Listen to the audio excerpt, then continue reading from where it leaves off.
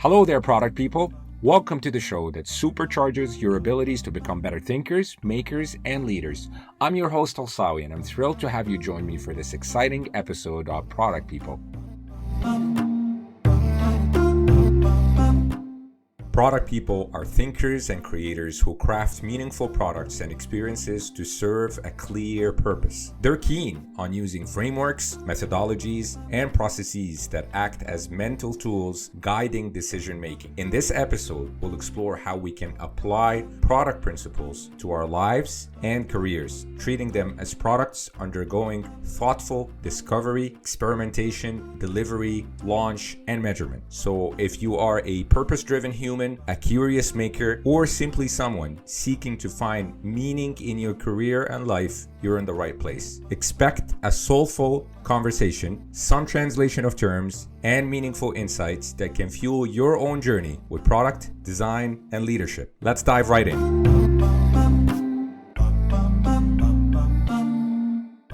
Today, I'm joined by Sheikh Moutasem Al-Hameedy, a knowledge seeker, humble soul, and inspirational educator. He has a deep passion for matters of the heart and the spiritual dimension of being. He has spent much of his life trying to understand for himself first, and then to share with others how being a true Muslim translates in our modern times. Among his core values are truth, honesty, respect, justice, depth, and originality. Sheikh Moutasem is an introvert who acquired skills of extroversion. He holds a bachelor's degree in English and translation and a master's degree in leading innovation and change. Without further ado, let's welcome Sheikh Moutasem to the Product People podcast. Thank you so much for being here. Thank you for having me, Yahya. Appreciate this. Before diving in today's topic, can you share the story and perhaps the meaning behind your name?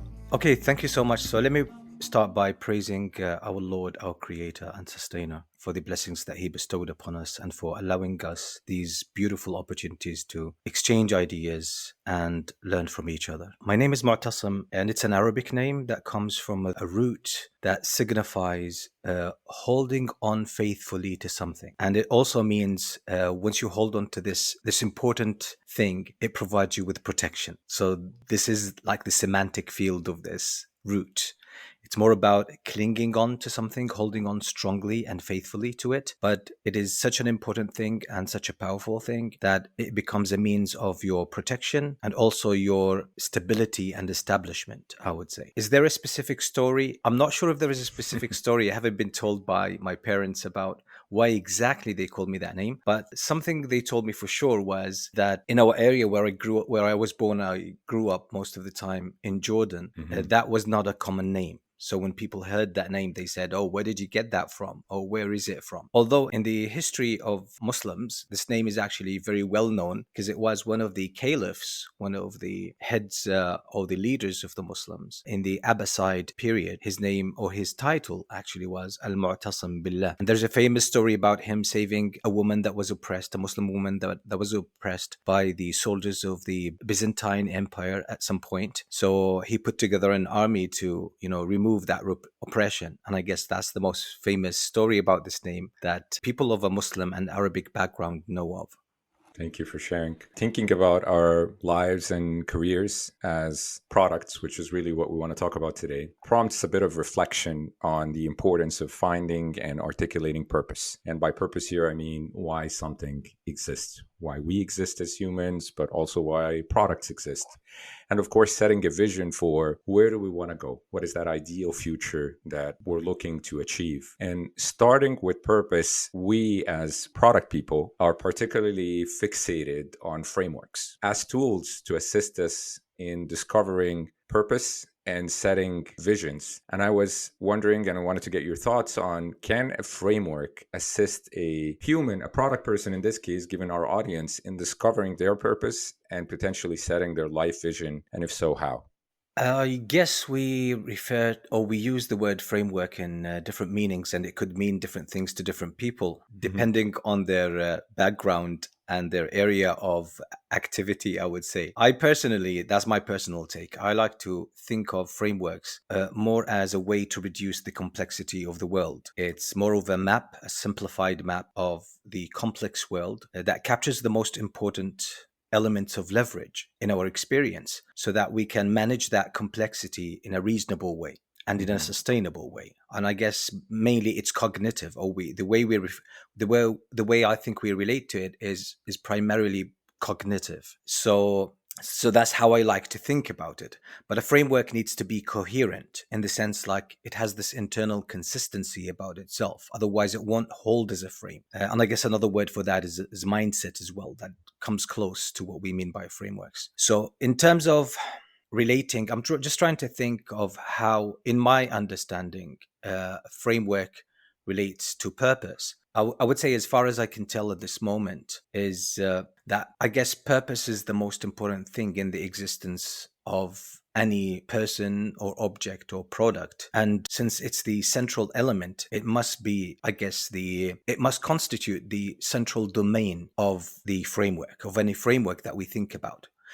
Again, just to break from the constraints of a specific, term or word that we use, I would say we can refer to it as a framework, as a mindset, as a map of the world, as a worldview, so that it doesn't get too technical. I mean, we have so many words to refer, and I believe we are referring to the same thing when we are talking about a map of the world, a worldview, a way of life, framework, a mindset, and even to a certain extent, although with a negative twist, an ideology. Or even we can extend that to include what we call religion, tradition, philosophy, personal philosophy. I believe we're pretty much talking about the same thing with different variations and shades of meaning here and there, depending on the context, the background, and so on and so forth. So I believe purpose is so central, at least in my experience. Purpose is the central domain around which we build our worldview and then our framework, our map of the world. And I guess this is how we go about dealing with life. It's very interesting you said that. I definitely see a lot of what you said and how important the definition of the word. And usually, for the most part, frameworks in a product context are tools that can help you or assist you to do something. And like you said, reduce the complexity of doing that thing. So very, very similar. So I give you some examples. You want to prioritize what to build, what kind of feature. Or you have a number of features and you're looking to prioritize them. So there's a number of frameworks that would assist you to go about that prioritization. So they would help you arrive at a decision to say, this is the most important thing for me to build. And these frameworks, all of them, of course, have, their pros and cons, their shortcomings, but there is a purpose to the framework itself, which is prioritization in that case. Or it might be a framework to create a unique value proposition for your product. So again, there's always that kind of purpose. But I feel it could be understood, and maybe my question needed a bit of unpacking, that this is more of a meta purpose because we're talking about a framework to discover your purpose. So it's more around not the process, but the steps or the way that you can reduce the complexity, like you said, around arriving at what is your purpose, to be able to guide yourself in the process to say, well, I haven't done that before. I mean, people didn't necessarily live a life or like recall that they arrived at, finding their purpose on this world before. Is there something that can help me get there? There's a number of questions that I can ask myself. So with that in mind, anything that you would want to add on this idea of discovering purpose or getting there? Yeah, I would say, and that's interesting for me to look at, try to sort of combine, the way you use frameworks in developing products and then trying to apply this to the human being as a product. And I guess that has to do with the title or the name of this podcast, right? So it's that kind of bridging two areas where the floodgates of two worlds come together. And I think this is where insights get created. So I'm hoping we will be able to do a little bit of this today, inshallah. So what I would say, discovering purpose, I'm not sure I have an absolute or a universal way of dealing with that. I only have my experience really to share, and I guess everyone can take whatever they want from it, whatever they find suits them at this stage in their life. I do see the similarity between again products and the purpose of a product and how this relates to the human being or the person discovering their purpose in life. And I wish there is a specific, I would say, plan or action plan that is made of very clear linear steps of finding purpose. I guess as far as I can see, everyone in this life have their own unique journey. Although there is common grounds, there is common denominators among all of us humans, but I guess each one has their own journey, their own, peculiar and Hmm. unique circumstances, background, and even composition, personal composition. So all of these factor in their approach to purpose.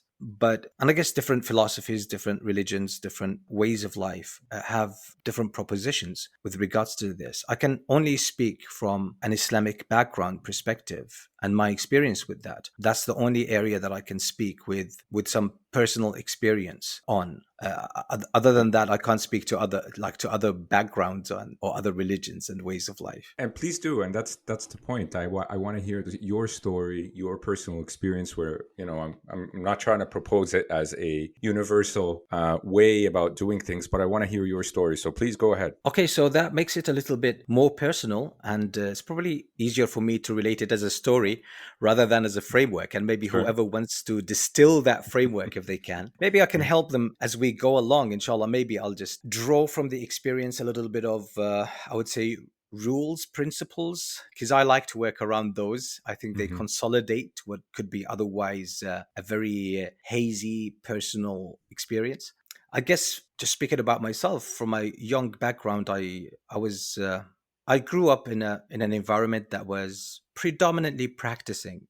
Muslim practicing family, and I was educated from a young age to be a practicing Muslim. So I had a good exposure to Islamic sciences, Islamic character, Islamic mannerism. My parents are both professional. They made a point to invest time in educating me directly. They were not very well educated, like they did not specialize in Islamic sciences, but they were quite educated in Islam. Hmm. And I think what that really the biggest takeaway from that for me from a young age was to give me an identity. I always understood myself as someone who worships Allah, as someone who's in this life to worship the Creator, and that this life is a journey to Him. That's the reality of it, and that's what we are supposed to do. And being a Muslim, primarily from a young age, it was made clear to me is to be a good person, is to capture the natural, innate goodness and benevolence that is in us as humans, taking care of that, growing it, and turning it into a character, into a personality and a way of life, and then into a life story that you live. So, and I had a few role models, I would say, around me that really helped me do that. There was a person religiously educated. He was actually an architect, Hmm. but he was very, very active in the community, extremely active. And then he even turned into politics. He became a very active political figure, despite his Islamic education and his devotion, his personal devotion. He became, I think, the mayor in our town when I was very young. Then eventually he made it to the parliament in our country. And he was admired by all, by Muslims, by the Christian population, by the right and the left. Everyone just looked up to him. Everyone respected him. Somehow he was a figure of consensus without compromising on his principles. He was very outspoken about his belief that the only way to better the condition of humans is to bring about the original and real Islam, not any distorted, image of what Islam is or what Muslims are, but the real, system of Islam into personal life and into the public life. So those kind of influences, I believe, they sort of gave me a clear idea of who I was. And I was, as you mentioned, and I'm surprised that you captured this, that I am a very introverted person, very, very, very private person. But I guess that kind of exposure from a young age, I would believe, gave me some skills that people skills, I would say, social skills. Hmm. So that really gave me that opened a lot of doors for me. Also, my own uncle was very active as well. He also was a devout Muslim, an advocate of teaching the what we believe is the pristine version of Islam, and that Islam had was a complete way of life, and it had the solutions to all the problems that we are facing. Still, our approach is going to Islam is going to be a human experience, but it's the best shot we have. And he was also very active. He made it also to the parliament, but he was one of the most outspoken people I've ever seen in my life. He never held back. whatever was in his heart, he would just speak it out. And I think that also had an impact on me, but not to the same degree with him, because that put him in so much trouble. And I guess my reservedness helped me in this regards. So that sort of painted or laid out the path for me, just as that's who I am. That's what life is about. So I just followed. I took that path, and I went ahead in it. But there was one thing I was taught, that I was at the receiving end of all of this, and here's where we probably get to purpose. I had moments in my teenage years, early teenage, mid teenage, and late teenage years, where I was searching for something and I couldn't find it. Hmm. Although I was studying Islam, learning Islam, I was practicing Islam, I considered myself to probably in my circle to be the most practicing person. But I still was sort of repeating what I was told. There was something deep inside me that believed in that firmly, without a shadow of doubt. And there were some things inside me, that some sort of a very deep understanding, grasp, comprehension, that was not cognitive. I could not formulate it. I could not write it down. I could not put a finger on it. I couldn't encapsulate it in words. It was very subtle, very deep, but and it was not developed. It was very crude. It was very raw. I didn't know how to relate to it, but I was still searching for my part in this, my proactivity in this process. I was always at the receiving end, and I was doing it out of conviction, but I guess I had some minor, you can call it a minor crisis, a few times in my teenage years, where I was looking for something. I was trying to make sense of things. I was trying to connect the dots. And I felt there was something missing. So I actually, that got me into reading. So my dad had a library of books at home, and it was a fair size. So I started looking into different things, and it started with me really mainly as questions about, what am I going to do? Like, again, it wasn't as clear as I'm stating it now, but Hmm. I could see that from that age. Who am I supposed to be? What am I supposed to become? How am I supposed to look like? What am I supposed to do with my life? What is my role in this existence? And this really, it surprises me now at this age, many decades later. How did I think about that? What made me think about that when I was a teenager? These are Hmm. big questions. And there was no one asking me these questions. They just came from within. And they were so genuine that they troubled me. Sometimes I couldn't sleep because I was grappling with those. And again, they were not as clear as I'm stating them now, but there was some sense of loss, not complete loss, but some sense of loss, some sense of void. I was searching for something. I was looking for something. Yes, I was given information, but I did not take part in reconfiguring what I was given, in digesting it fully, and personalizing that. So something inside me, I think, that was innate, that was looking for something deeper, something where I contributed, something that I contributed to, something that I figured, something that was tailored to my, I guess, uniqueness. So that was my question with purpose. And interestingly enough, a very interesting incident happened in my mid teenage years. There was a book in my dad's library. It was called, in the Arabic language, it was called Jaddid Hayatak, Renew Your Life. Renew Your Life. And it was written by a famous Egyptian scholar, Dr. Muhammad Al-Ghazali. May Allah bless his soul. I read the book and it was interesting. Very, very interesting. Like, I never read a book. I don't remember a book in my life pulled me in as that book. As someone I'm talking about 13, 14 years old. The book, interestingly, was written by Dr. Muhammad Al-Ghazali after he read the translation of Dale Carnegie's book, Stop Worrying and Start Hmm. Living, the famous all-time bestseller, right? So it was translated at that in his lifetime. And Dr. Muhammad Al-Ghazali read that book, and he said he read it many times. And he thought, what I see in this book, a lot of the teachings in this book are what Islam teaches, but they are written from the perspective of a non-Muslim, an American with some Christian background, but even religion was not that visible in the book. But he had a few references. So Muhammad al-Ghazali actually decided to rewrite the book, and he said, I wanted to bring it back to its Muslim origins. These ideas, they are actually, a lot of them are so in line and native to Islam itself. So he said, I just wanted to like sort of present my take on them, present them, bring them back to their Islamic roots. And the book was fascinating. I can't even remember how many times I read the book, but I remember the first time I read the book halfway through, and this is where the connection comes to what I was saying about my mini crises in teenage years, is that as I was reading the book many times, I still recall that as it was yesterday.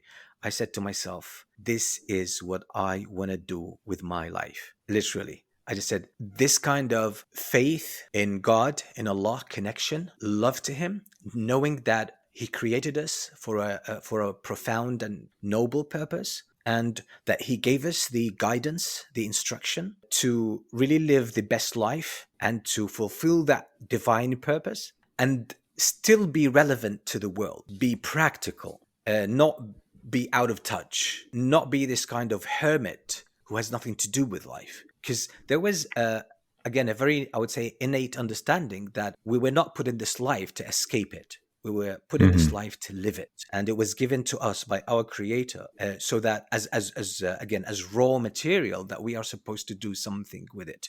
And to be a good Muslim, for me, again, this was an intuitive feeling. To be a Muslim was exactly the same, or it actually included within itself to be someone who knew how to deal with life, someone who knew how to Hmm. understand life and bring something good out of this life. So when I was reading the book, I said, that's exactly what I want to do. And I figured this was the missing link, because what I was given was instructions. What I was given was memorize this, learn this. This is how things are. And again, although this has its place, there is a time for questioning things. There is a time for deconstructing things. But if you do that too early, it could hinder your progress, your understanding. It could bring, and if it's done by too many people in the early stages, it could create, uncontrolled chaos. I guess at an early stage, you don't have the tools to critique objectively. Hmm. So it's important to actually to accept the principles and the axioms and to absorb them and to learn them and to learn the skills and allow yourself that kind of exposure, growth, maturity, right? And then at a certain level, when you have a good level of mastery, then you can take the critical approach. But if you start from the get go with critical thinking all the time, you're actually going to grapple with the basics. You're going to start questioning the basics, and a lot of those. It could take you a lifetime, just by the way, just grappling with the basics. So there are things, and we all of us humans, we do that. Even those who claim to be critical thinkers and things like that. And philosophers find joy in getting people to go a step back and even question what they believe, and even opening to them, or giving them the realization, even what you are saying now can be challenged. So let's challenge it. And then when you challenge this, they will take you even a step further. Okay, let's challenge that, because this is how human thinking is. You always have some givens, some axioms, some premises that you have to accept as true and build on them. And you can't go infinitely backwards, questioning Hmm. everything. You'll keep going in this vicious cycle and you won't arrive anywhere. So again, this was more of a tangent. So there is value in criticism, but you know what? You need to establish yourself first in a tradition, in a discipline, very well, so that you acquire the tools before you go critically deconstructing, whatever content you're dealing with. Hmm. So that was my first, I would say, refreshing encounter with the concept of purpose. And ever since, I look backwards now from here back to that moment. I can see, the things that I had planned and the things that just came about randomly and against my will.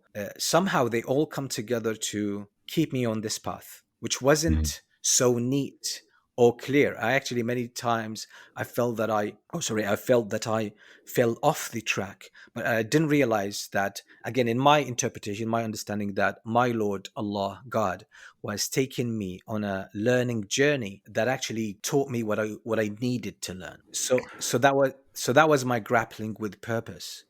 And that was my first profound insight with it. Thank you so much for sharing. I was taking notes in the background. Perhaps I'll ask you about your uncle a little bit more later because I can relate to getting in trouble, especially when you, what sometimes people call this idealist view, staying firm on your values.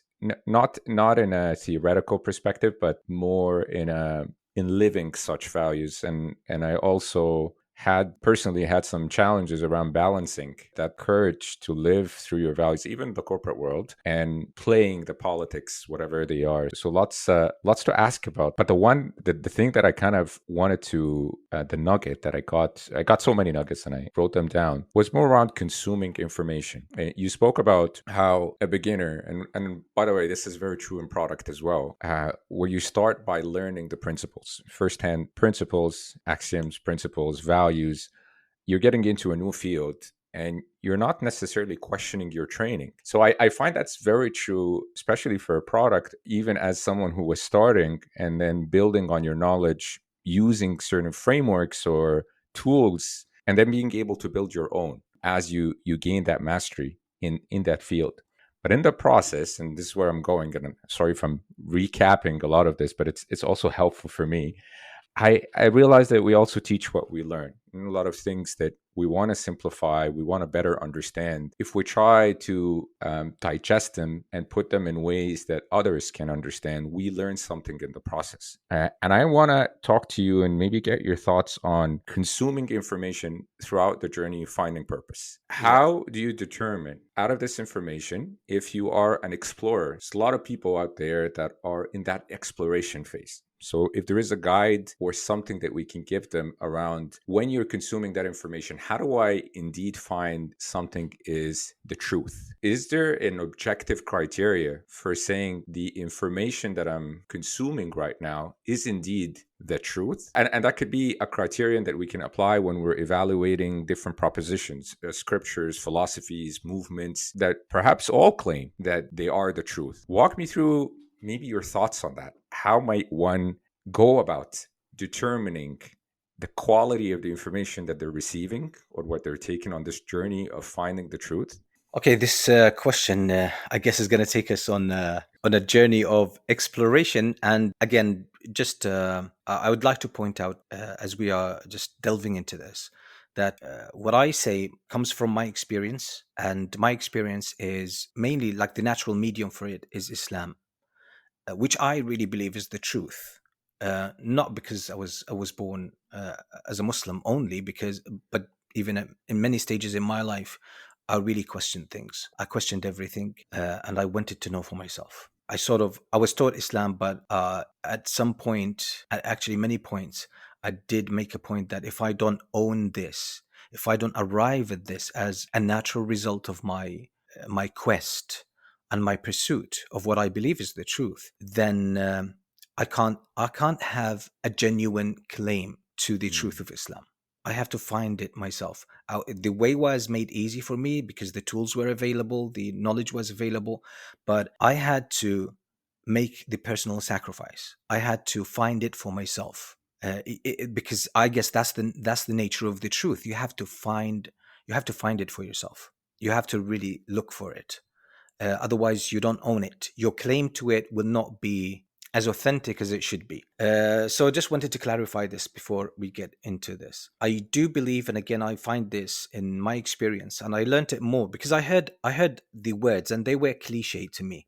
But as I reflect on my personal experience, and I've been working with, a good number of people who are on what I believe are on this path of seeking the truth.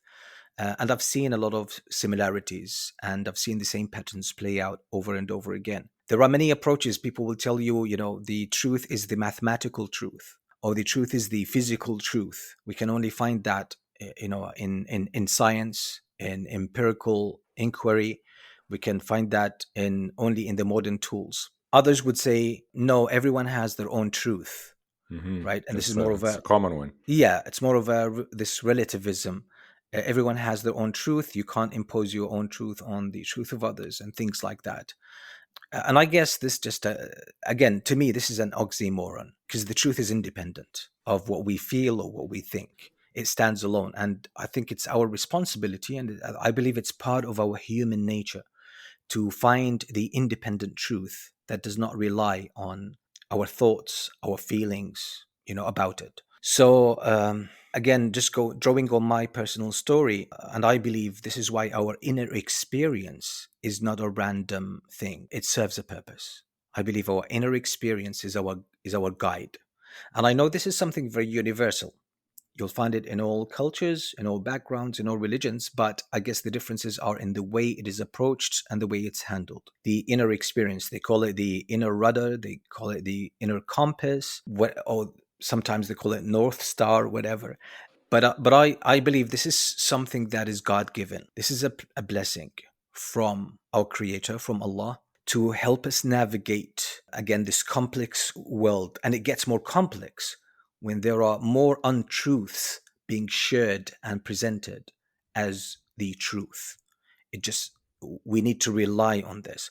But again, it's not any kind of inner experience. This inner experience needs to be also navigated very carefully. So I personally relied on my inner experience. I did always know. It was a knowing. It's not something that I learnt. It's, as far as I can tell, it's not something that I learnt. It's not something that someone taught me. It's not something that I read in a book. But I had an unwavering belief that I could recognize the truth. And not necessarily 100%, but I had something in me, some sense of direction, subtle sense of direction that I could rely on, that would guide me to the truth if I nurtured it, if I took care of it. And I want to emphasize here a distinction between what we could call a fact and a truth. We're not talking about facts here. Factual things, again, are hardly controversial, and they are more on the surface, and they don't have, for the most part, they don't have a deeper meaning. The truth is something far bigger. So one way of looking at it, we can look at the truth of an object, like, let's say, the color of a book. Oh, this book, or the cover of this book is black. That's a factual matter. But again, there's not too many consequences when it comes to purpose, meaning in life, when it comes to the color of a book. But when we talk about truth, we're talking about something that is way more complex than facts. And it engages, I think, a different faculty within us. And this is where the heart, I believe, comes in. The heart, we are talking about the spiritual heart. And again, the heart and the spiritual heart is a universal concept that exists across cultures and civilizations. It's only in the modern world that we have tried to really push that to the margin, or even try to get rid of it altogether, but it won't go away. And I believe one of the reasons that it persists is because it's actually so central and essential. It's an essential part of who we are that you can't just make it go away. It's impossible. And even if you try to suppress it in an area, it's going to pop up somewhere else. So again, another digression here, but I believe it may offer some value. So we stopped talking about religion and about spirituality, especially in the academic circles. But it pops up in other areas, in a different shape, or under the guise of different terminology. One example is psychology. Social scientists have been trying to pin down human nature, and they had different approaches, obviously.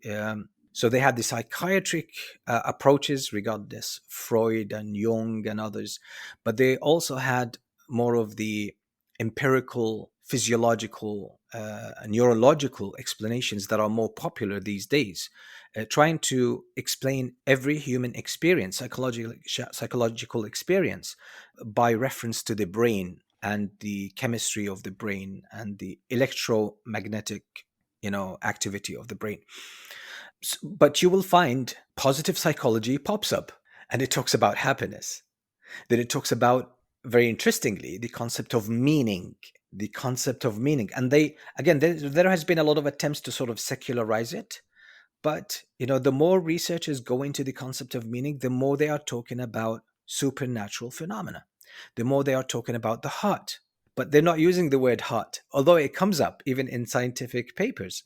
But you can't eliminate this from human nature. So back to our narrative here, is that the heart is central. The heart is a faculty. And I believe we have become, and this is a downside of the modern civilization, with its single handed emphasis on naturalism, which is materialism, that what exists is only material, is only the things that we can perceive, the things that we can measure.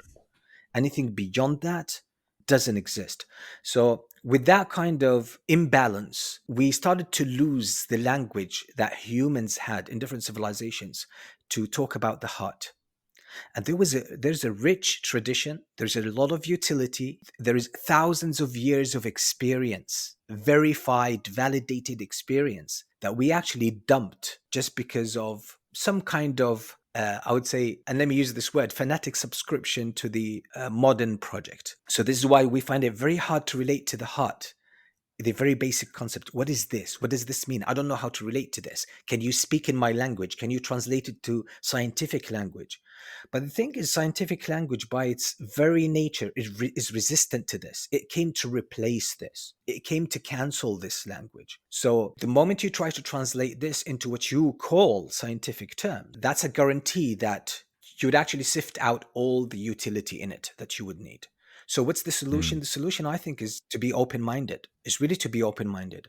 And I think we should give some due respect to to what humans had before, the experience of humans before. I think we've done this with many fields, with medicine. We've done away with a lot of tradition when useful medicine. We sort of just again we've written it out completely. We've written it off completely of the human experience, despite the utility of that. And I think we've done that as well with the heart. So we find it very, very challenging to even speak about the heart, and we feel uncomfortable to speak about the heart and matters of the heart. But I think we can't find meaning and purpose in life without allowing that space for the heart. And again, I personally believe, and I think, and this is what it is in Islam and the Islamic tradition, the heart is the central domain of the human experience. Everything else we have was actually put in place to serve that central domain. So when we remove that central domain, we have created a void right at the center of the human experience. Relating to the truth, again, back to my personal experience, looking in retrospect, I can see it was my taste, my inner experience. I had a knowing that I could tell what the truth was, not in a specific instant, but overall. I could sense whether I was getting closer or farther from what I felt was the truth, and that really helped me navigate. It's a very subtle kind of indication, but it's very helpful when you pay attention. And it might not solve, as I said, a particular instant or a particular issue, but overall, it takes you in the right direction. Mm. So that was it. That was it for me. Did I feel fulfilled? Did I feel that was true to myself? Or was I feeling that void? Was I experiencing that sense of loss and disorientation? That played a critical role in that. In a sense, at some points, I'm just recalling as I'm speaking. It's bringing back some memories. I remember when I read that book that I referred to about renewing your life. I had no doubt. I literally had no doubt that I found myself there. It Mm. was literally like I lost myself and I found it. And it was so real and so compelling that I could not explain it away. You could say, oh, it was just a sense of excitement. But, we could always ask further questions. Where does this excitement come from? We can't just explain it away as excitement and as if this is like a passing feeling and don't take it seriously. No, I think if you really want to be critical, take it all the way till you find something substantial that you can't question further. So for me, this was the voice of the heart. This was a knowing. And again, in Islam, there's another dimension that we can bring in. Again, and I find myself compelled as well just to emphasize, there's a lot of these aspects of Islam that are misunderstood. Oftentimes, what you would find that projection, there is a practice of projection, unconscious practice of projection. People from different backgrounds would project their experience or their version of that aspect of the religion on Islam, and thus, never Mm. give it a chance. The concept of qadar in Islam, qadar. It's translated as sometimes predestination, as divine decree. Those who again project a negative understanding of this, they would say, oh, it's fatalism, like you believe you have no control, or things are just already decided. But again, it's way more nuanced, is way more dynamic in the Islamic tradition. And we believe, when we say Islam, for us, we believe Islam is the religion of all the prophets and messengers. It's the submission to the and surrender to the command, to the guidance of the Creator, that is based on love, loving Him, which is natural to us. So we believe all of the prophets and the messengers, Jesus, Moses, David, Solomon, and Abraham, Ishmael, Isaac, Noah, all these prophets, all the way up to Adam, the father of humanity, all of these were upon one clear guidance from God. In Arabic, we call it Islam. So when I'm referring to Islam, that's what I'm talking about. And it was finalized, and the final and accepted version of that was protected from any human intervention, was, the message of the final and seal of all prophets, Muhammad, peace be upon him. So in Islam, qadar, we believe, in a sense, we meet our qadar halfway through. It's not like you are completely helpless. No. And when you open your heart and when you listen to the voice of your heart, and you develop a good relationship with your heart, which is a journey in itself. And the only way you can travel this journey is with sincerity and openness to the truth. If you bring about bias, the heart is, and this is, by the way, this is a principle of, this is a law of tazkiyah in Islam. And what I mean by tazkiyah here, this is the cultivation of the soul and the heart. It is the taking care of your inner dimension, so you pay attention to the heart, you nurture it, you take care of it, and you get to know it. So you can tell when you hear something, when you have an inner experience, where is this coming from? Because there are different sources to what happens in your inner world. And as you develop, for the novice, all of them sound the same. But once you invest in that inner dimension, you will start to see the nuances. You can tell if this voice, or this inkling, if you like, comes from the right place, or it is something that's been distorted before reaching you. Slowly, you develop this sensitivity. And this is in every area. For a novice, different things that are different, they look the same. But for an expert, or for someone who's invested in an area, they can actually tell the subtle differences, and they can see the differences, and they can categorize, the elements that could be actually sometimes radically different, but the novice eye can never see. So with the heart, so there is something in your heart that draws you to your Creator. So when you find what you are meant to be, the purpose that we believe, when Allah, God, created us, He created us for that purpose. When you get closer to that purpose, when you meet that purpose in some way, you know it. You know it. It fills you with life. It revives your heart. You feel fully alive, and that's what they call, in today's terminology, deep sense of meaning, deep sense of purpose, right? But they try, what we see, people try to find it in worldly matters. But the thing is, we humans are transcendent beings. We are meant to be transcendent, but we have part of us that still needs to relate to this finite world. So we should not forego our transcendent part, and we should still be firm in this physical plane of reality, and that's the balance. So when most of us, or all of us, just by means of us having senses, acute senses, like the seeing, the hearing, the touch, the social life, no one needs to be reminded, that you are a physical being in one way, because that's self-evident. But it's the transcendent world that is just as real and just as compelling in our experience, but we block it. We don't allow it in. And people explain it away as imagination. But you know what? You don't have to live like this. If you truly invest in that dimension, you'll be surprised that it is a reality. It is a reality, and it's more compelling. It's more compelling than the physical reality around you. But the thing is, you have to develop the tool.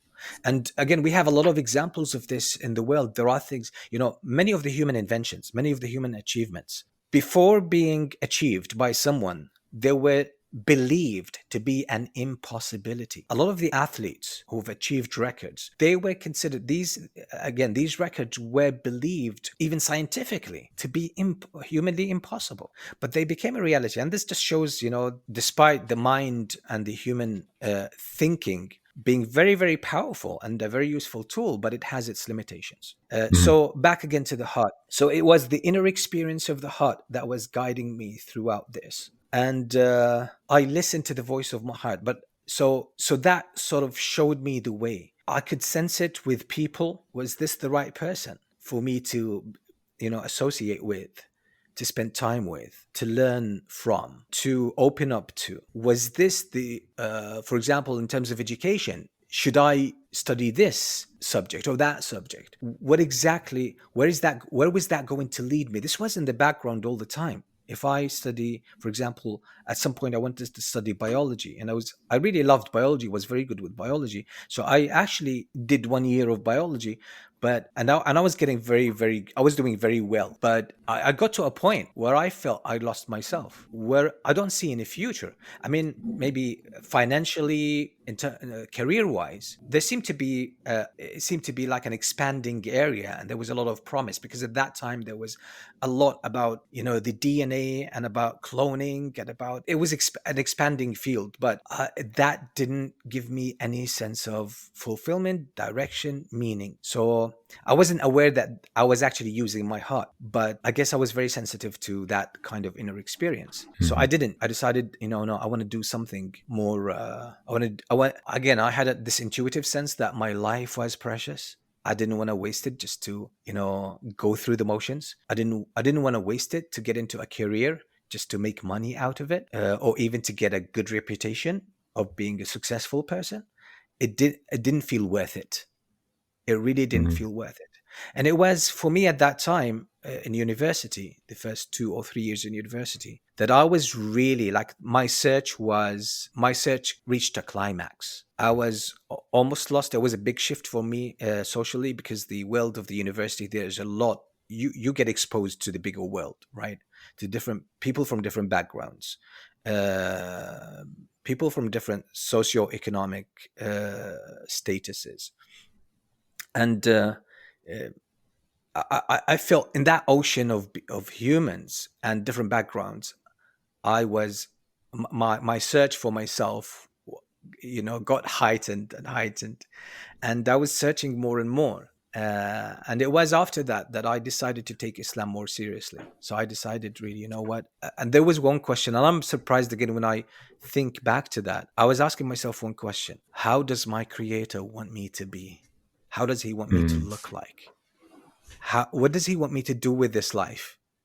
And I'm surprised that I was asking myself these questions, because I don't recall reading or being taught about this specific area or this specific question. I didn't even know the time where this was coming from, but there was deep pain within me. And this is why I emphasize the inner experience. There was deep pain within me. There is a sense of loss. And I knew the only thing that I can hold on to, so I can bring my name here into this, holding on to something. I knew intuitively it was only my Creator. I knew no one could really show me. No one could really, I didn't feel safe with any kind of input, any kind of advice, any kind of background. I felt alienated. I even questioned what my parents taught me. I questioned their way of life. I questioned everything around me. I could not trust anything or anyone. The only thing I could really trust, and the only source that gave me comfort, was turning to my Creator. But there was one problem. I didn't know exactly what He wanted from me. And it might seem to me at this age, it might seem to be, okay, that's obvious. But at that time, it wasn't obvious, because I met Muslims from different backgrounds, different groups of Muslims, different orientations, different agenda. And there was a lot of differences among them. And each one was claiming to be on the truth. And there are things I didn't like about each one of them. And these were very powerful. These were not just marginal issues. There were some serious issues for me, character, ethical issues for me. And I thought, you know what? I remember, and I was turning to Allah, subhanahu, my creator, to Allah, to God.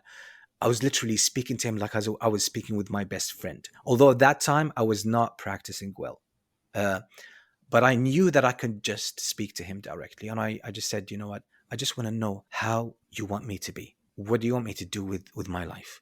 How should I, what should I do? You know, how should I even look like? I thought about details. How do you want me to look like? How do you wanted me to walk? Who do you want me to be with? What kind of value you want me to bring into this world?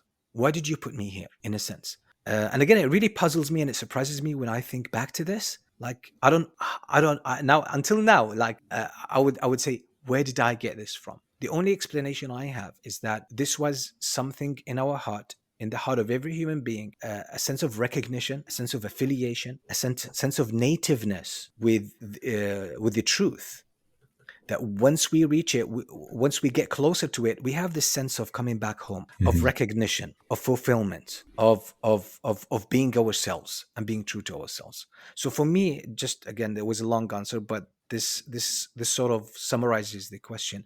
I think we have been given the compass, but we just need to invest in it. We need to take it seriously. We need to start paying attention to it, and we need to cultivate it and develop it, because it's very, again, it's undeveloped. It's a crude sense of direction. We need to invest in it, and it will grow. It has the propensity to grow naturally, and it wants to grow, but we should feed it. We should feed it with the attention. We should feed it with the space, that we should allow it that space and give it that place in our life.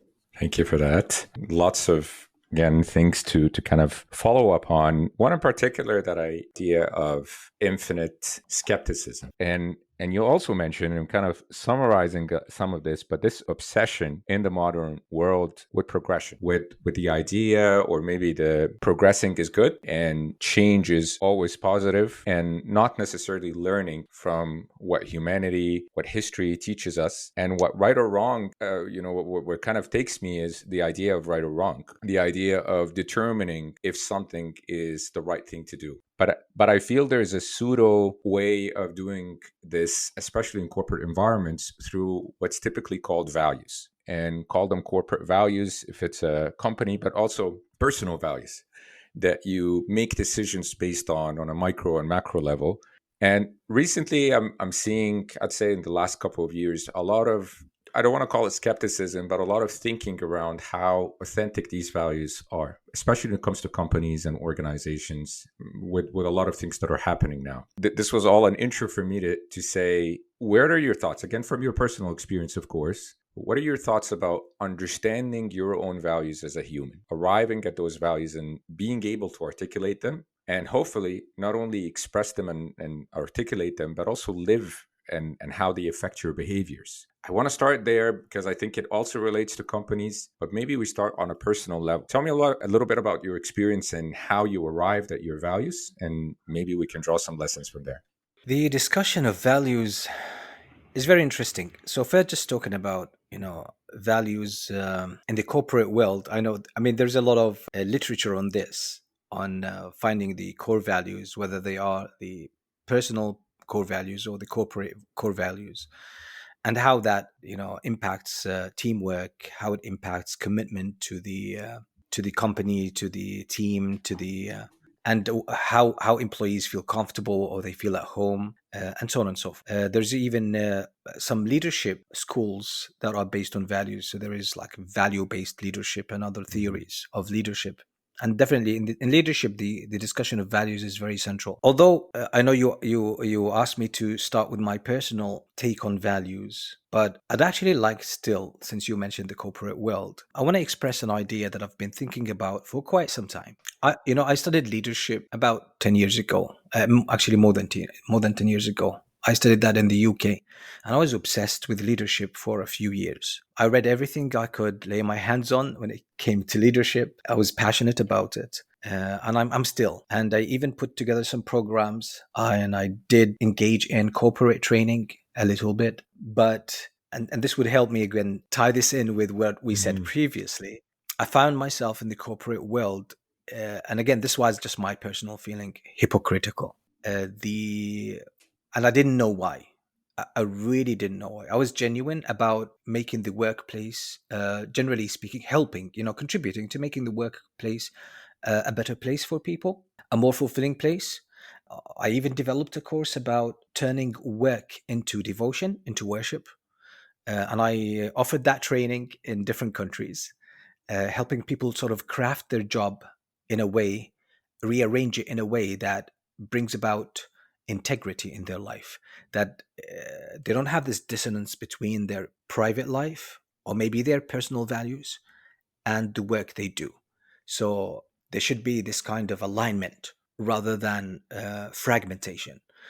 And at least in my experience, it was a very successful experience in terms of research and in terms of training and results that I saw. But there was something off for me that really troubled me, and this made me pause for a while and just invest my time somewhere else until I figure out what was going on. And I started to read more in what's going on in the world, especially about politics and the relationship between civilizations, what's been happening in the world in the last 200 to 300 years, the rise of some civilizations, the fall of some civilizations, the years of colonialism, and exactly what they did in the lands that they conquered, and the kind of again mindset, the kind of worldview that the dominant forces or nations enforced Hmm.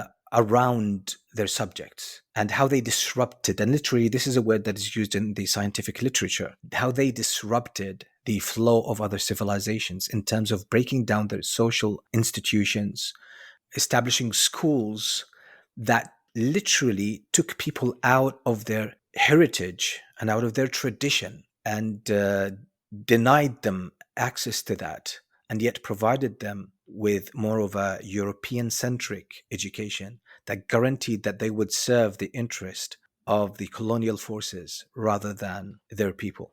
And then they were embedded back in important positions in government, in education, and so on and so forth. So I actually sort of delved into this kind of literature and a lot of the political criticism of what's going on into the world, and even, as you mentioned, progress is I think there's a few Western philosophers that are very critical, highly critical of that. I can't recall specific names now, but there are books about this being a religion, about this being a narcissistic, collective narcissistic approach to the world, and about how it's very subtle in the sense that, although, for example, let's say slavery was abolished, but it was though some of those philosophers and commentators argue that it was not abolished, but it was transformed into a different form, a more practical, a Reframed, I more guess. And useful, yeah, exactly. It was reframed into a more manageable way that would eliminate most of resistance. It would give you the impression that, okay, there's nothing wrong here, but underneath there are layers of deception where this is actually even worse than how things were before. So once I got into all of that and I started, connecting the dots, that was very interesting for me. And I started to look at the corporate world and what was bothering me about it, and it started to come to the surface. The realization that really I got about, I would say, 4 years ago, and it was shocking even to me when I managed to put it in words. It was the corporate world for me is not built on the right values, if you like. Mhm. It's not there for the right reasons. It's built on capitalism, and not any form of capitalism.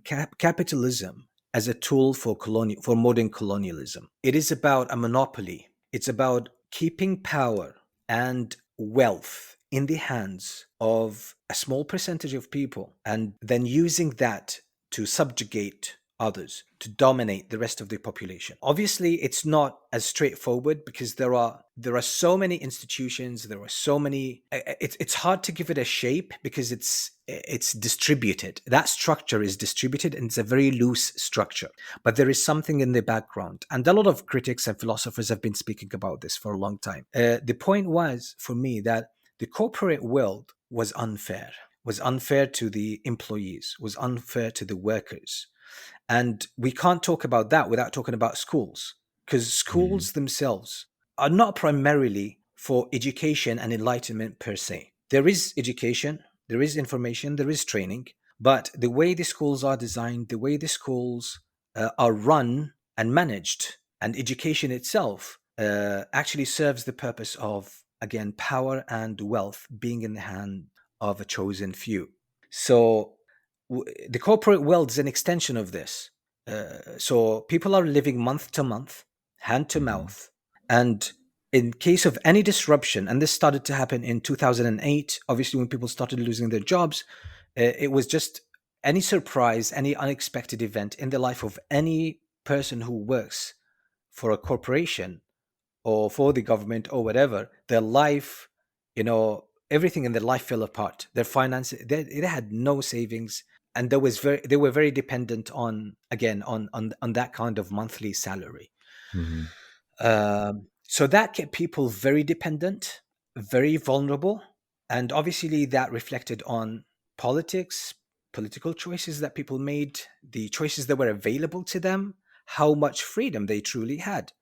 And we can tell these days when someone makes a post on social media, if Hmm. it's not, yeah, if it's not in agreement with the official narrative, then yeah, he's not going to go, they're not going to go to jail, they're not going to be taken to court, but you know what, they'll lose their job immediately, they will be Yeah. fired. So I could not see the corporate world apart from this. Hmm. So I realized, it became clear to me, and this is why I grew distant from the corporate world. I dissociated myself from it, and I really changed my plans for good. That I was trying to fix the decks on the Titanic, if that makes sense, right? Uh, this whole endeavor, it became more evident to me, was unethical.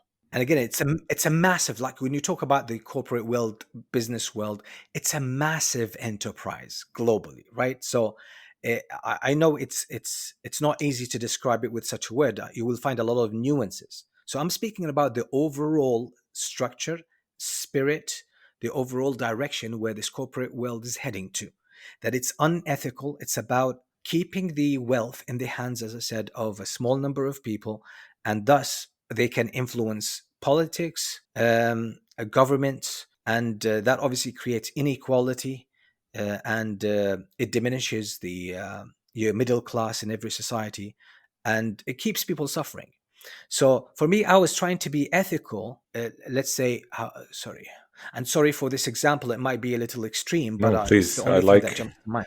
I like extreme Yeah, it's examples because just they demonstrate a point. So go for it.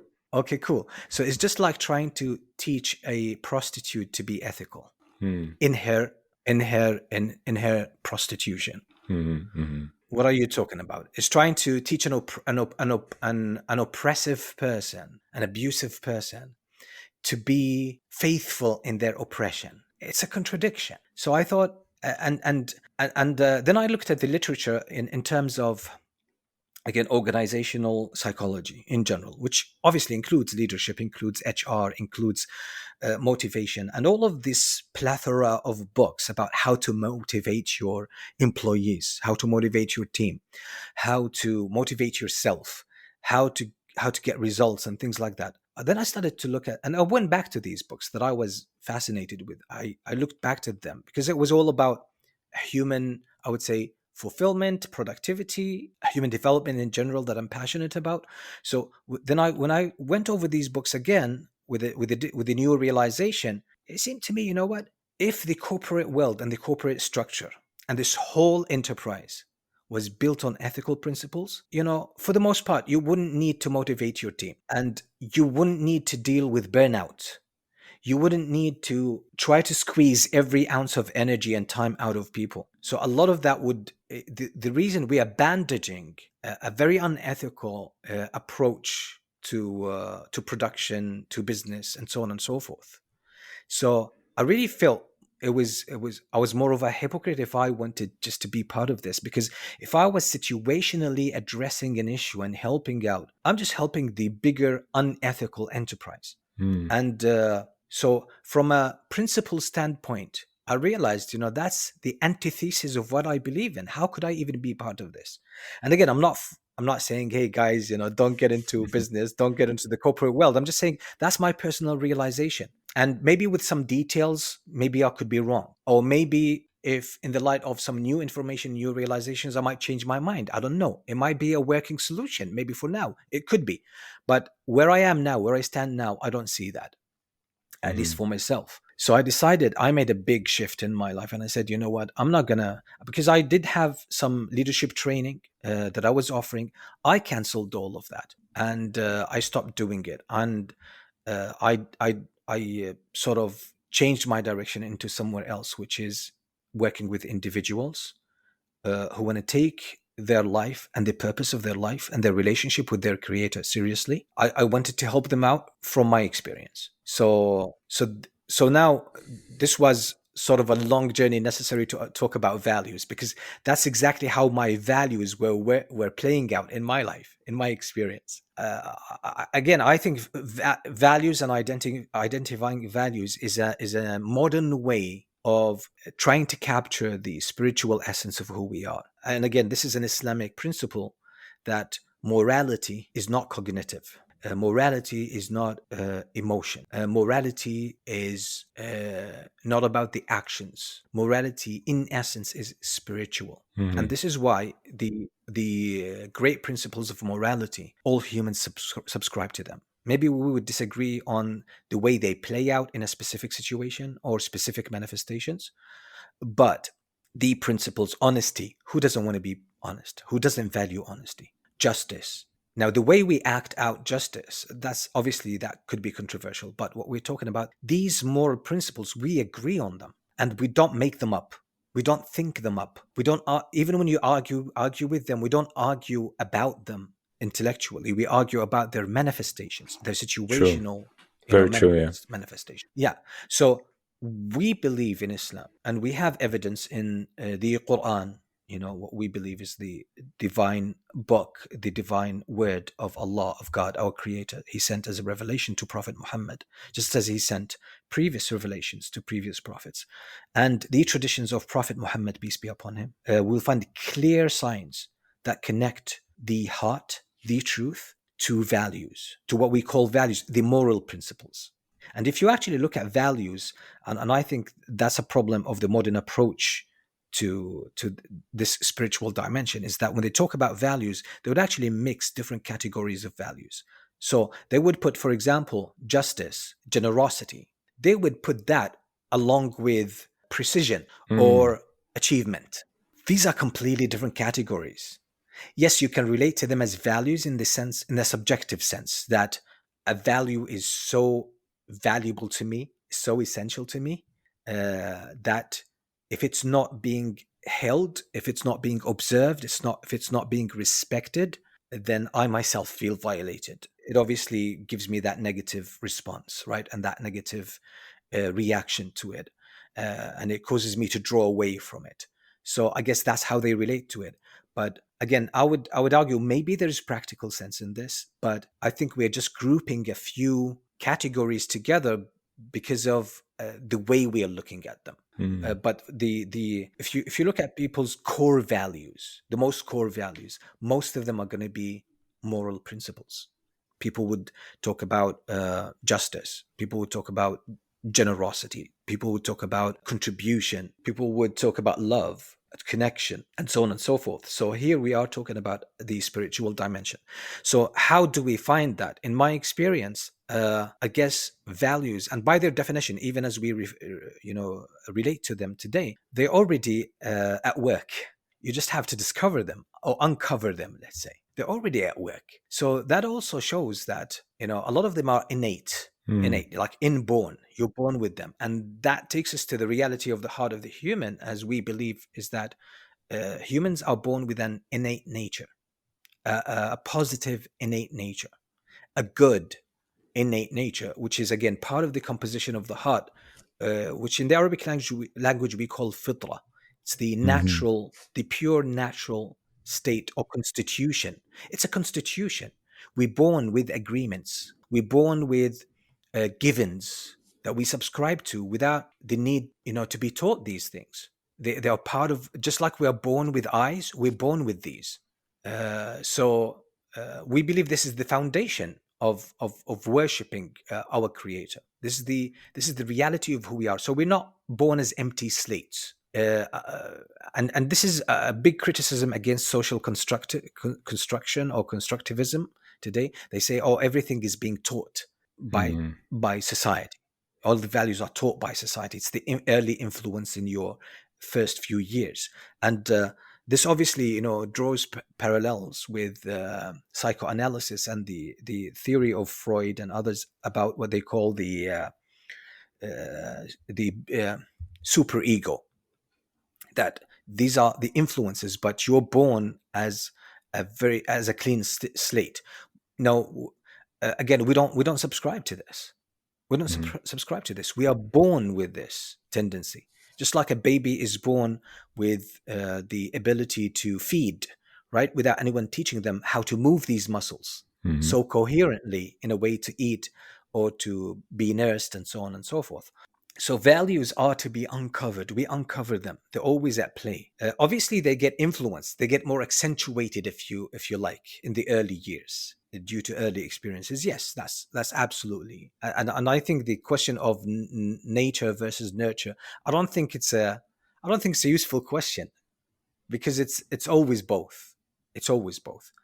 Uh, so we uncover them, and life tests us in ways that elicit those values. And what I would say is, just like we have different physical features, although we are similar as humans, we also have our unique composition when it comes to values that we're born with, and probably gets more influenced subsequently with the social influence around us. So, drawing back on my personal story, I found that, for example, being original about what I believed in, what I engaged in, that gave me a sense of satisfaction with what I was taught, and the way I was taught. I was just instructed to accept and to follow, but that didn't fill me up. So there was something Mm. deep inside of me that was saying, no, you have to find it yourself. Yes, or even though it was given to you on a silver plate, if you don't find it, if you don't go on a quest, you can't own it. You can't have any claim to it.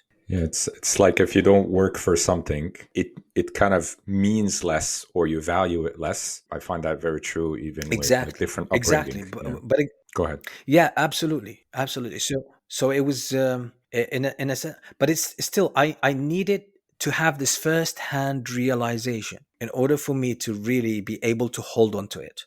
So I guess this is where I could sense a sense of originality. In I felt this was one of my, I would say, core values, and I could see it in many other areas of my life. Something else was, we all human beings, we're not perfect, so we have some areas. So some of the early influences in my life, I saw some inconsistency in their public behavior, private behavior. These kind of comparisons really sort of, I don't know, elicited some discrepancy, and that troubled. I found that this troubled me a lot. So if a person did not stay consistent with what they were saying or what they were preaching, for me, this was a deal breaker. And Mm. I couldn't take that lightly. I couldn't compromise on this. Many times this was communicated to me as, you are impractical, you don't know how to deal Mm. with life, and things like that.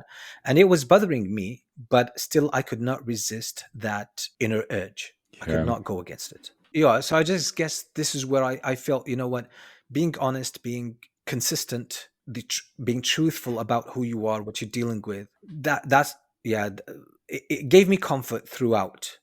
Just, I don't say I had the truth all the time, or that I have the full truth now, but just striving for the truth, and staying, I would say, true to this quest, and opening up to the compelling evidence to that points to the truth. I guess, yeah, that's what gives me the fulfillment. That's Hmm. what. So I guess that's when I'm speaking about the truth. That's what I'm talking about specifically. Is that you never give up on that quest for the truth. You never, settle for anything less than the truth. You're not gonna, I don't think you can ever get the full truth, the full version of truth, all of it. But, you should always, your subscription, your loyalty to the truth is something you should never compromise on. Otherwise, you'd betray yourself. So Yes. yeah, so that's my take on the view and on the values and the personal values. Thank you. Thank you for sharing. I find that sometimes we, as humans, go through a lot of analytical thinking around our behaviors, and you witness people. You spoke about the heart, but you witness people as well, I guess, suppress or try to convince themselves not to feel guilty about something that they might be doing, but they're thinking or they're feeling that there's something wrong with it, that they come with coping mechanisms, sort of ways to suppress that feeling of guilt. And again, maybe this is modern ways of thinking or self-worship, as some might call it. But the idea of guilt as a strong emotion that maybe is built or is innate within us to also guide us away from certain things that we can do, and maybe learn how it's important, especially when it comes to like contradicting those values and being unauthentic around them. One of the ways that I recently was looking at how this guilt hiding manifests on maybe a bigger scale was relating to corporate culture, but also countries in bigger, in the bigger political landscape and world order, is how sometimes these values are written down almost like an alibi to say, well, we wrote this in this constitution. We have this as part of our core values, so we can't do any wrong because it's written down somewhere and we wrote it. So that gives us the moral ground or moral high ground, I guess, to do whatever we want and then be able to go back and say that's not true because it's written, or perhaps it's a coping mechanism. But I guess we're going to take a short break. And when we're back, I'll be asking you about challenges and dealing with challenges and hardship. So we'll be right back. Sounds good. Hey there, my amazing product people. If you're trying to find your own story with product, design, and leadership, gain a new perspective on being human in a soulless corporate world, and possibly have a good laugh in the process, you can grab your very own copy of my latest book, Product People, A Journal of Laughter and Tears. It's available on Amazon in all formats right now. Happy reading. All right, let's continue where we left off. I wanted to ask you about challenges and hardship and perhaps some of the coping mechanisms around dealing with such challenges. The very common present day example that we see in a global context is that we're witnessing a genocide unfold in front of our eyes, happening to the people of Gaza, and we're seeing this on social media. We're seeing very disturbing atrocities happening to innocent people. And yet we see examples that for I want to say just a Western audience, but for people in general that may be in a privileged position, look at these examples of individuals, in particular Muslim Palestinians, and the way they're dealing with it is what got a lot of people questioning, how are they going about doing that? What are these people made out of? Because at the end, they're losing their children, they're losing their lives, they're losing their houses, and yet you find them praising their creator in the face of these atrocities. For someone that's perhaps doesn't share the same belief system as you, how do you explain to them this phenomenon? And how can they wrap their heads around that state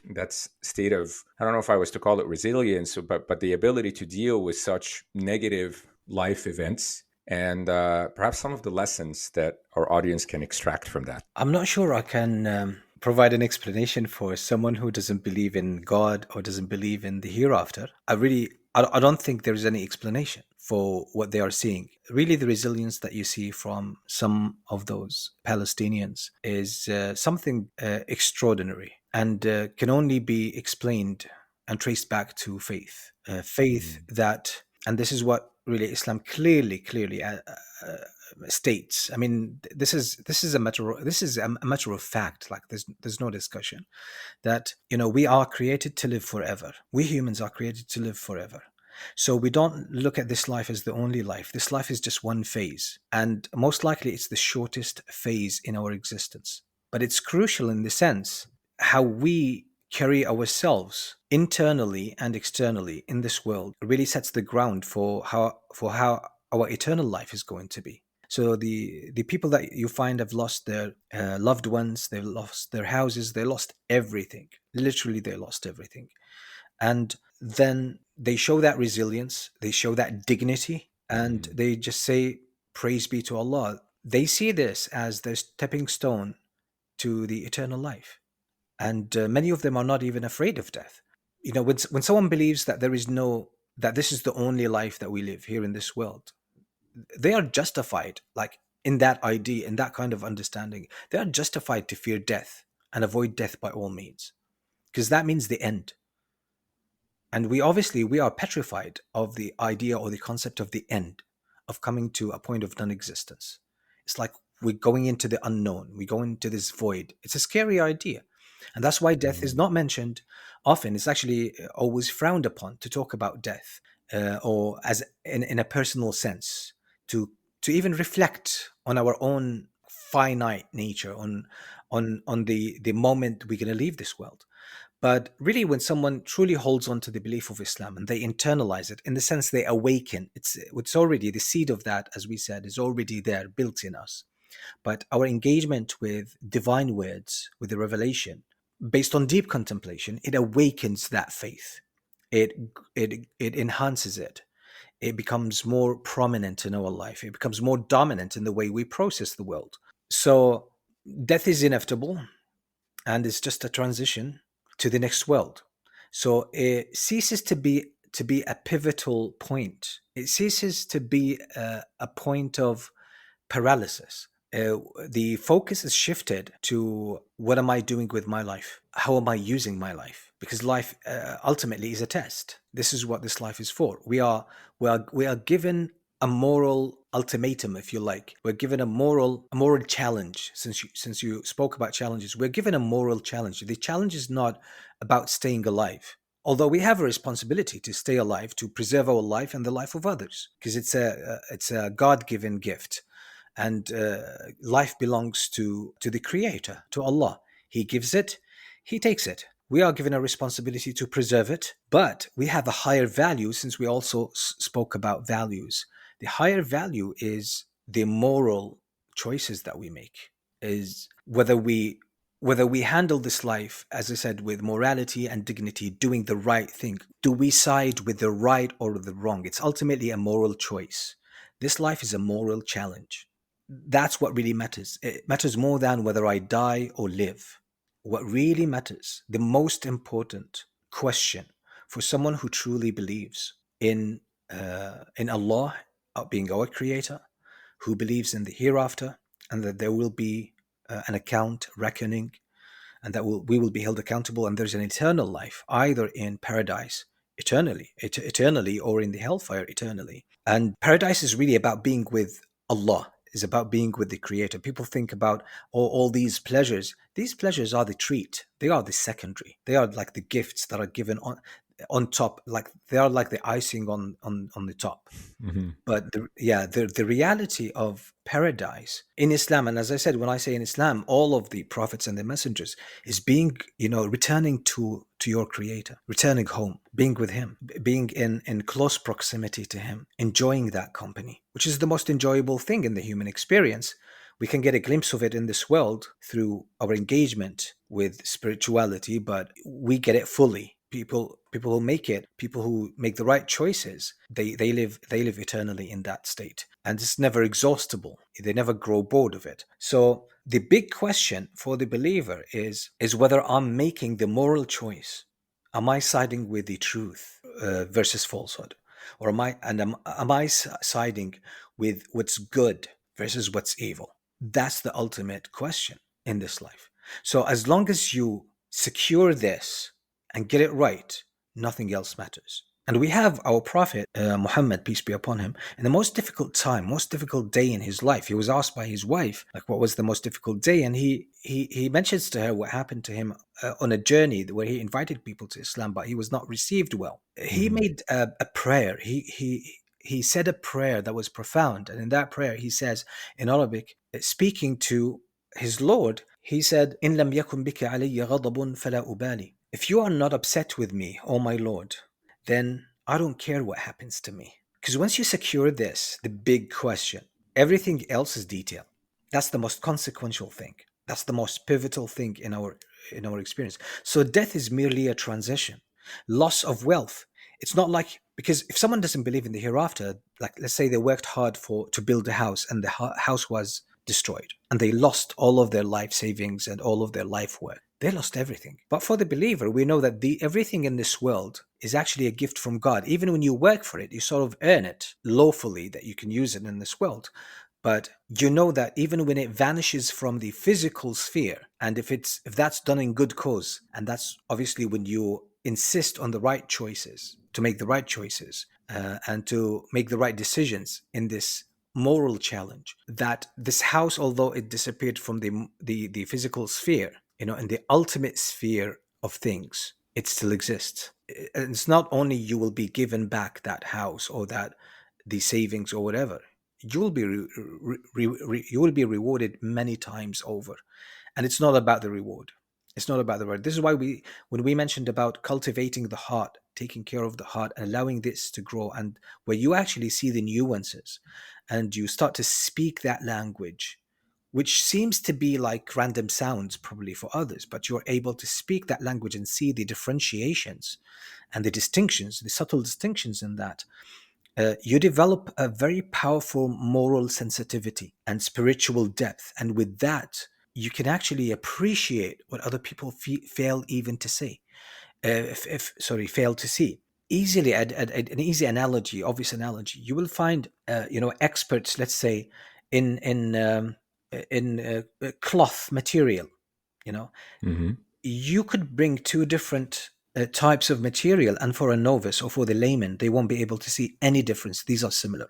But for an expert, they could tell you that, a square meter of this is worth like $500, whereas a square meter of the other is not worth $1. You can't tell.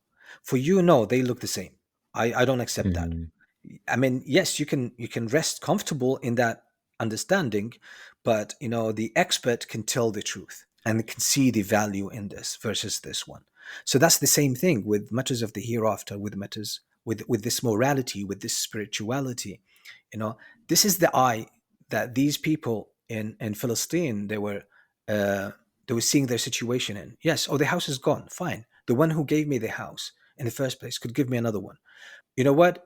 If I don't get it here, I don't, because I don't want, I lost the house. I have something greater in return. This is just a means to elevate me. And this, again, obviously, in their understanding, is this another statement from our Prophet Muhammad, peace be upon him, where he said that actually in paradise, in the hereafter, that, and again, this takes us to the concept of, decree, divine decree, and how it Hmm. works, that it's not a very simple prescription. The Prophet said that Allah, the Creator, allocates a very high place in paradise for a person, because Allah knows the purity of the heart of this person, their goodwill. But the person does not proactively do good things to qualify for that level. So what Allah does instead is that He subjects this person to challenges, to probably tragedies and calamities, knowing that this person would receive them with patience, resilience, and trust in God. And with that kind of response, with that patience, with that resilience, which is a great act in Islam, it's an act of the heart, he or she qualifies for that high place. Hmm. So I believe the people of Gaza, this is what they're looking at. This is how the ones that show resilience, this is what they're looking at. This is what they're seeing. They have a completely different worldview. The timeline for them, the timeline for them is extends way longer on both sides than someone who doesn't believe in God, or someone who doesn't believe in the hereafter, or someone who has inaccurate beliefs about God or about Allah Himself and about His mercy and about His wisdom. Hmm. And that's the advantage of faith. That's the advantage of faith. So one of the things about faith that people fail to understand is that it is extremely practical, and it's practical in a moral sense, and it's practical specifically on the long term. You can get away with lying, deception, etc. Short term, but long term, it's going to come back and bite you. But again, we Hmm. are more, when we are not connected, when we are not transcendent, when we don't embrace our transcendent side, our hearts, what happens is that our focus is limited. We're blinded. Our focus is limited to the short term results, so we fail to see the long term results. And sometimes, who pays those long term results? These are the nations, subsequent generations. And somebody might say, oh, is this justice? Well, there is subtle justice, and we don't understand how things work. The world is very complex. And so it's good as well to know exactly, how far our minds can go in capturing reality. Yeah. So for the people of Gaza, and those who specifically, I'm saying those who show the resilience, for them, and this is a statement that was made by many scholars, Muslim scholars, that they said, what, and it has its origins in the prophetic tradition of Prophet Muhammad, peace be upon him, that whatever happens to the believer in life, you're always on the right side of divine decree. It's always working for you. But Mhm. in the calculations of people who don't believe, oh, they would say this is a gain, this is a loss. But when you look at things from the grand scheme of things, it could actually be the opposite. So this is why a Muslim would not go for unlawful income, because of the oppression, because of the injustice, even if it's subtle, because of the moral violation in it. Although someone else would go for it because they would see it as a profit. Mhm. But the someone who believes in this morality, God, divine prescribed morality, they would see the harm in it. Although they recognize the benefit and the advantage, but they know it's not worth it. So the same thing with loss. Mhm. People would look at this, oh, as loss, but you know what? No, the ultimate meaning of how things are going to turn out to be. This is actually, it's an opportunity. It's an opportunity for an ultimate and an infinite gain that is worth way more. There's no comparison. So I guess that's what's going on in the background of these people of Gaza. And just reading really through the Muslim sources and Muslim history, you will find these examples are just the norm. There's nothing really, Mhm. I mean, although it's outstanding, but really this thing is not new. What the courage, the resilience, this fortitude and this trust in God is not new. It's been recorded in history, and there has been atrocities, and these people have just remained faithful and truthful and very powerful. And you can only tap into this when someone truly connects to their Lord, to their Creator, and when they truly embrace, the belief and the compelling belief in the hereafter. And although we are explaining this in cognitive terms, but this is an inner realization. It's a spiritual realization. But we're just trying to capture it for the sake of Mhm. communication, easy communication. We are putting it in cognitive terms, but it's not ideas. These are realities. These are truths that these people live and witness. Yeah. One of the things, just speaking of this concept of life as a test, we talk about testing in the product world a lot, testing hypotheses, learning through experimentation. But I think there is that element of ego that as humans we might also have and must be aware of, where we resist the idea of being subjects of a test. Like how could we be subjects of a test? Because again, it's that prevailing culture that is all about short-term gain, is all about entertainment, fulfilling desires, pursuit of wealth, and what I would also call a superficial level of happiness that doesn't get to what you said, that doesn't get to the core of your heart, that doesn't bring that contentment. So I can understand why some people are watching what's going on with complete disbelief on how could a person react that way when they lost their children. You also mentioned that, which I think is really modern day culture, the idea of speaking about that. But I mean, the benefits of remembering it, even to tame your own ego and to remember that, like you said, this is our transition rather than the end. It kind of humbles you, it grounds you, it reminds you of a lot of your shortcomings and your inabilities, and maybe it gives you more sense of control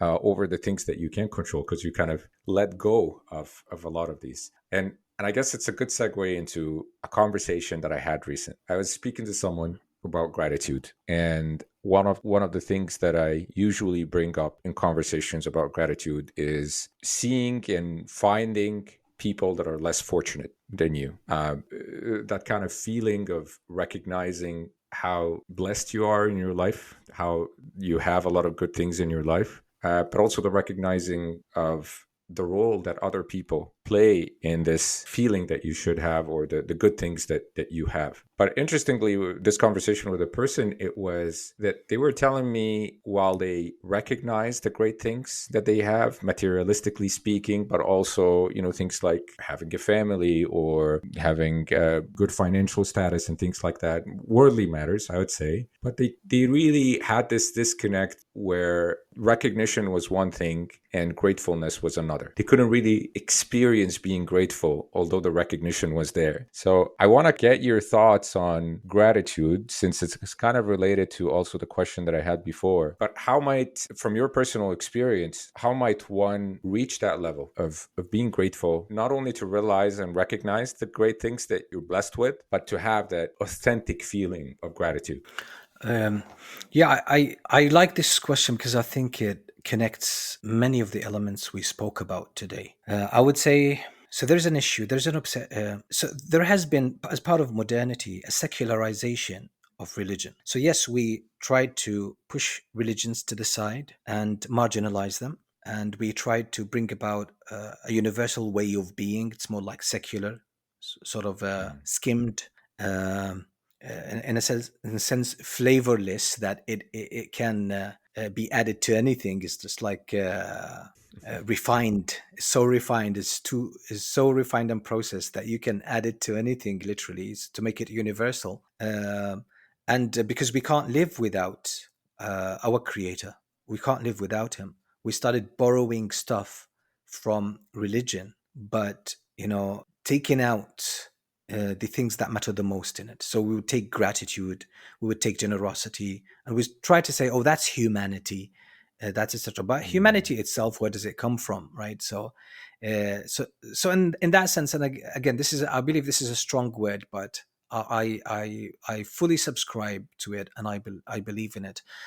There's a lot of stealing that is happening today, while trying to steal from religion and steal from tradition, while claiming that to ourselves, and in that there's a lot of deception. So I think gratitude, just it's a good example. So there has been a lot of hype about gratitude in the last 10, 15 years, especially with this kind of interest in philosophies of the East, of the Far East, and the healing properties of exercising and practicing gratitude and daily gratitude. And still, that benefit is compromised because you're not really doing full gratitude. You just take the elements that suit you, so you're not doing the full thing. So gratitude to who? Because gratitude Mhm. is a directional process. You're saying thank you. You're appreciating a source of something. So you would see a lot of the practices of gratitude are just gratitude, like blind gratitude to who? It's a relational thing. It's a Yeah, gratitude originally. sometimes I find it's like a pseudo god. So sometimes you hear about gratitude journals and so on. It's a gratitude to the universe, and there is other entities that might be replacing the word universe around it, or substitutes. Yeah, for the most part, it's kept blind and empty. Just gratitude for, rather than gratitude to, right? Gratitude for what I Mm. have. Gratitude. Okay, so who are you thanking here? Because okay, you can't separate gratitude from thank you. Who are you thanking here? You're thanking nothing. So obviously, many people found it didn't make sense. They felt the need to direct this gratitude to something, so they would direct it to nature, to the universe, as you said, a pseudo Hmm. god, right? Or to mother nature, or whatever, like whoever that. But again, that's so what you're doing is worship. So there's no, again, you are doing worship. So that's what you're creating, is actually an alternative religion. So although you claim that we don't need religion, but you're borrowing the structure of religion, and you're just replacing some elements there. And you're replacing the most beneficial and useful elements in it, the really core of religion, which is again your creator, your God. So that's an issue with gratitude. Number two, and I think this is where a lot of modern questions can be solved. And this is why a lot of people are confused. When they ask questions like, "Do humans have choice?" or "Do we have free will or not?" and things like that. A lot of these questions are stripped of their natural context. Human logic doesn't make sense without context. Things are contextual. Yes, things stand alone, but you have to consider how they stand alone. Then you have to consider how they function in an ecosystem, in a context. If you remove the context, you won't be able to understand or make sense of anything in the world. So when we are talking about gratitude, we have to create that, we have to have that context. If we don't have it, we're going to make up one. So people are grateful for what? People are grateful in Islam. So let's take what Islam really says. Why am I grateful for, let's say, the food that I eat? In Islam, everything fits, has its place in a map, in a coherent map that pull the strings or brings the strings of every aspect of your life together in a state of perfect alignment and harmony. So food, when you eat, the food that you're provided is not just there for the enjoyment, is not just there for the nutrition. These are empty purposes. It's a purpose, but it's empty. Why are you meant to sustain yourself? Why are you nourished? Because you are on a mission, and you are here to fulfill that mission. And the food and the nutrition or the nourishment is there to help you fulfill that purpose. It doesn't have what we call intrinsic value in itself. So, what if you have a being, a creature, right? And it feeds and it lives and it feeds and it lives. That's an empty purpose. And we understand this when people talk about purpose. They say, oh, when they try to find meaning, they say, I know that I am part of something bigger, or it's more fulfilling when you serve something bigger, right? That's the mechanism we're talking about. So when we try to relate to gratitude without the direction, without the purpose, the ultimate purpose, when it's missing that purpose, which really creates the context, then it becomes empty gratitude. Or we try to fill that void by directing it to ourselves. So as you mentioned, it's self-worship. So why? Because I eat, I'm grateful for the food and for the abundance. So what purpose does this serve? Where's your gratitude coming from? It's coming from the fact that for you, this wealth, food security, is serving you as a god, your enjoyment. It's that self-worship. But the real direction of gratitude is that these things, everything in life is given to you so that you fulfill a purpose. And the ultimate purpose is actually making it back to your Lord, back to your Creator. And everything else you have, health, is designed originally for that. Family is designed originally for that. Relationships are designed for that. Everything. So gratitude without the ultimate purpose is really empty. And you can't keep it running on empty. So what we do, we turn it to worship ourselves. So that's why it ends up self-worship. And self-worship is the path to destruction, So I guess that's the issue really that I personally find with gratitude, that don't make your gratitude empty. Everything draws its true value from the purpose that it serves. So the things that you are grateful for are given to you to serve a noble and great purpose.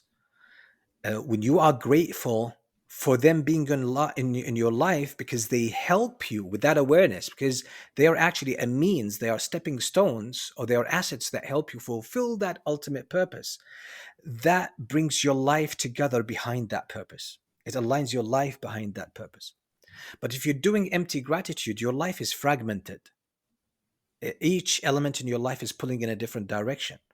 And this actually leads to a state of dissonance, a state of fragmentation that the Quran, the divine book in Islam, it really warns against. So you're being pulled in different directions, and this brings about a lot of psychological trauma and a lot of psychological issue. Or otherwise, if you replace it with, again, I'm grateful for these things because I enjoy them. So this is about self-aggrandizement. It's about self-worship. And, this is the path to annihilism.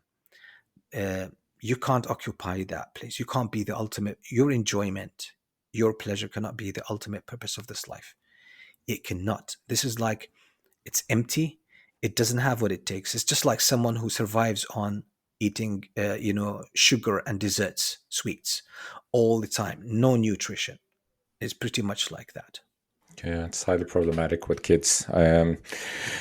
Yeah, there's a lot to unpack there. There's a lot to unpack. One thing in particular that I listen to my thoughts as I'm hearing your words was also that sense of what we call in behavioral design, behavioral science, endowment as an effect.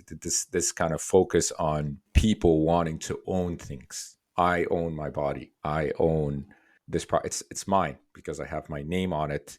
I worked hard for these things, hence I deserve them, versus a completely different frame that I think is very empowering, where you don't think about these things as things that you own, but rather things that you're entrusted with, because you won't have them. You won't have them forever. And that kind of frees you as well to say that because I'm entrusted with something, you start treating it almost differently, and you know that it's going to be gone. So you not only appreciate it, but you have maybe a stronger sense of gratitude. So I find that frame very useful to kind of dissect what of the some of the things that you said. I want to ask you around. We kind of spoke about coping mechanisms, around challenges. There's lots of things that are happening around now, especially for product people. A lot of people are feeling hopeless with factors like rising costs. We spoke about the corporate world and how the injustice that happens within that. So there's lots of injustice in the form of layoffs that's happening, especially in tech. And I think you gave a lot of very useful advice that could be implemented in dealing with such circumstances, worldly circumstances. But I wanted to ask you around for those that listen to us today and that are interested in learning more about your work and potentially connecting with you, what is the best way to do that? Well, I am actually mainly, I've limited myself to one area online, and that's particularly my website, which is rashidun.com, RASHIDOON.com. So that's pretty much where I am. I focus on, again, mentoring and coaching, I would say, members on really finding their way through life, and it's again based on the Islamic tradition. It's a lot of deep work. So that's pretty much where I am, and I try to put all my time there. So I'm still on my own quest. I still research and read and listen to a lot of stuff, and I keep developing my ideas for myself first and foremost. And I only share what I have sort of had a good experience with over time, things that I've tested, and then I start to test them on a smaller circle. And then I obviously you learn a lot with that kind of experimentation, Mm-hmm. and then I expand that circle slowly until I'm sure that it helps, the people that are part of it. So that's pretty much what I do and where I spend most of my time. And I've actually limited my offerings as well. In the past, as I said, I used to do some corporate training. I used to do some coaching, professional coaching, but I actually gave that up and decided just to do the thing that I'm passionate about and the thing that I'm really interested in. And the area where when I see results, the fulfillment is something beyond, my wildest expectations, I would say. So that's pretty much where I am available. I do have a Facebook page under my name, Moutasem Al-Hameedy. Again, we have actually, like, recently I have limited my engagement because I really haven't figured out, haven't come to good terms with what is my message on social media. So I've been experimenting with a few Mm-hmm. things, but I'm not happy with it. So we're working on a new plan, and we want to test it out, inshallah, when it comes to, let's say, Facebook and also YouTube. YouTube, we have a channel that holds the same name of the organization, Rashidun. Again, we haven't been recently active as well, but there is some content there that really gives a good idea of the kind of work that we do. And if time allows, I just want to comment on the thing that you mentioned about corporate world and what people are going through now in terms of injustice, the Mm-hmm. layoffs. People are even Please, yeah. struggling to make ends meet because I think it emphasizes what we said previously about the moral problematic nature of how the corporate world has been designed and what are the end goals of it. As far as I can see, it's obviously, design follows purpose, right? That's a rule. So it seems to be there's a purpose that's very subtle, and I think we pointed out it's about wealth and power and influence. But I believe when the structure is put is pointing towards that, it's very hard to push against the tide. So I was speaking to a friend of mine who occupies, I would say, a middle management position in one of the big stores uh, Mm. that are, again, multinational. And I noticed this store was usually held the best prices ever. But I noticed that for staple items recently, that they started to there was big price hikes. The prices were going up rapidly, and like by a big percentage. So I was puzzled, like, what's going on here? So I asked my friend, and he says, you know what? Yes, because people now don't have enough finances for the luxuries and the secondary items, like luxury items. So they're not buying, for example, sofas anymore. They're not buying Mm. expensive, unnecessary stuff. Uh, but the chain has to meet its target when it comes to revenue. So we'll put that on So essentials. exactly. So they put the prices Mm. up on staple items in order to meet their profit, while their public campaigns are saying that we have not put the prices up except in as much as they cost us Mm. due to supply chain constraints and issues and things like that, and production cost and things like that. But that's not true, because the same items in other stores, although the other stores put the prices up before, but these prices were stable for a while in the market for more than a year now. This is the only store that put the prices up. So as an insider, he actually said, no, is a policy, and we are all aware of it. They need to hit their target, and they know people are struggling, and people are struggling with what? With the basic items. They put the price up, Mm. and the I think last year that this chain of stores, even nationally in Canada, for example, they made one of the they made one of the they made a record profit. They Mm. made a record. So I don't know what this target is. It's probably a moving target that should go up every year. But again, that just shows you where is the moral principles here. You know that people are struggling even to secure the basics, even to secure food. There are people who don't get to eat, literally don't get to eat or feed their children. There is a lot of there's 100%. record number of people sleeping in the streets, right? So if you really hold a personal responsibility, and you have moral principles, and you are not about profit in the first place, and it's not your ultimate value, then why are you putting the prices up on these stable items when you know that people are struggling even to secure the basics? So that's just an example and an indication. So unfortunately, that's what's going on there. But I agree. I think everyone should do their best in their capacity to uh, live in alignment. First, to commit to the truth, to the quest for the truth, to live in alignment with the truth as much as they can, and do their best. And unfortunately, and this is, I would seize this opportunity as an invitation. Anyone who's in business, anyone who has their own, like entrepreneurs, people who have their own business, I would say this is an opportunity. Really, this is an opportunity to be, the change, as they say, the change we want to see in the world.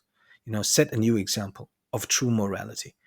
And business works even when your ultimate goal is moral. Business works, but don't make profit and revenue your ultimate goals in a way that makes you compromise, on the moral on the moral core of our being. Yeah. So thank you so much, Yahya, for this opportunity. I really appreciate this. It was a pleasure to be with you and have this conversation. And I hope that the listeners will find value, or some value, something to take, inshallah. God willing. All right, Sheikh Moutasem, this conversation was meaningful, inspiring, and practical. And I also wanted to say thank you for sharing your thoughts on the Product People podcast. Thank you for the opportunity.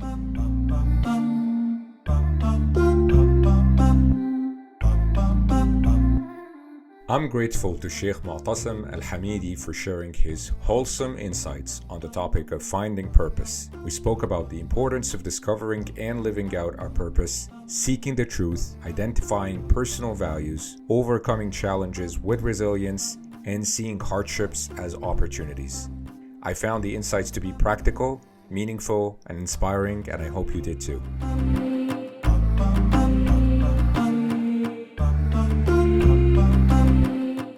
I want to express my gratitude to all our listeners. Your support means the world to me. If you found today's episode valuable, please hit subscribe, leave a review, or share this podcast with your friends. I also encourage you to share your feedback and your ideas on what topics you'd like to hear about next on this podcast. Your input is very important as it helps me learn and improve. Stay tuned for more exciting episodes, and until next time, stay courageous, creative, and compassionate. Take care.